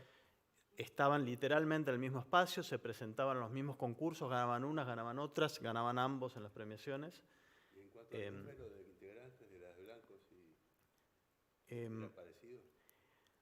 Es difícil eso saber porque los únicos datos así ricos que tengo de comparsas de tiznados son de las de primeras, que eran las de élite. Que como eran de élite hasta tengo los nombres de los integrantes. Todo. Cuando pasan a ser de clase baja, la prensa las menciona y a veces ni siquiera describe. De hecho, la mayor cantidad de comparsas candomberas que tengo registradas, no tengo idea si eran de blancos, de negros o mixtas o qué. No, solo tengo el nombre, la ¿no? cantidad de gente que participaba en la Sí, blancos, las más grandes que yo vi, que son las de blancos tiznados de élite, sacaban más de 200 integrantes, eran grandes, ¿no? al revés. Después las que vi, las candomberas posteriores, todo indica que eran bastante más pequeñas, ¿no? Acá tienen la foto, acá tienen una, la única foto que tenemos del siglo XIX es esta, es este el número de integrantes, por lo que pude ver, más o menos este es el número, no mucho más que esto de las comparsas candomberas posteriores, ¿no? Eran más grandes las de 70. Pero además acá Claro. nosotros de élite, ¿no? Comparsas de clase alta, pintadas de negro, no. Los orientales eran de la clase media. Claro, pero no, Pero él habla acá y después él sí. habla de patriciado, de clase alta, alta. Sí. Eso no. Negro. Claro, incluso los negros lubolos eran comerciantes, era un tipógrafo. Bueno, uno de ellos era un argentino radicado en Montevideo, pero eran más bien, es decir, una clase media, ¿no? Claro. Como que no es una tradición que hubiera aprendido realmente en las clases altas, ¿no? Que tenían sus propias comparsas, los fomentistas, los oportunos, pero era otro tipo de cosas. Incluso, ahora, otra cosa que es interesante acá, cómo esas comparsas de negros tienen mucha crítica política, brutal. Brutal. Con la torre. Con la torre, claro. Yo diría que cumplieron la función en el siglo XIX que cumple la murga después. Hay mucha crítica política. Eso también en las letras de las comparsas de afroporteños destacan el carnaval como el único momento donde es posible una fraternidad entre blancos y negros, ¿no? Entonces la propia eso fuente sí. está indicando que hay racismo en el tiempo normal, pero destaca en el momento del carnaval como un momento en el cual eso se puede trascender, ¿no? Presentan esa mezcla como la locura en un verso. Solo dura la locura mientras dura el carnaval. Es un lindo verso firmado por Figueroa. Hay un libro acá que está interesantísimo, que es, no me acuerdo el nombre, un cura que se disfrazó en carnaval y salió a recorrer la noche montevideana. El libro se llama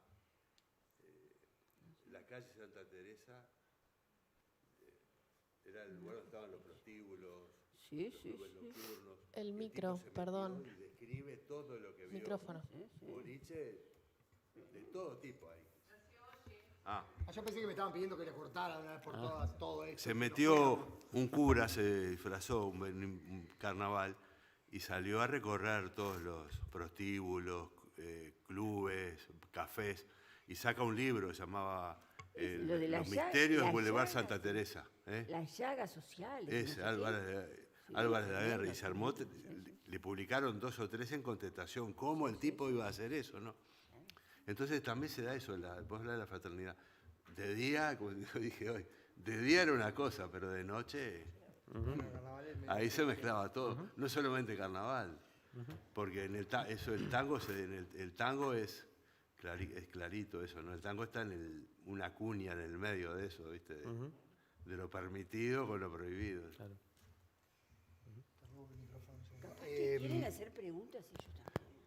Capaz que hay preguntas Sí, si hay alguna pregunta en el público, lo que pasa es que creo que voy a ser linchado por la organización porque hay que terminar. del Congreso.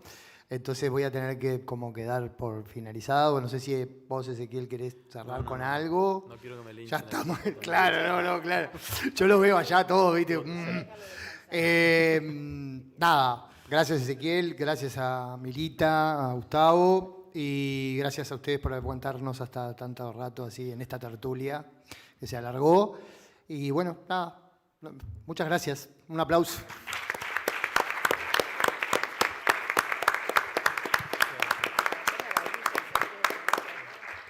Muchísimas gracias. Gracias, Ezequiel, por venir especialmente.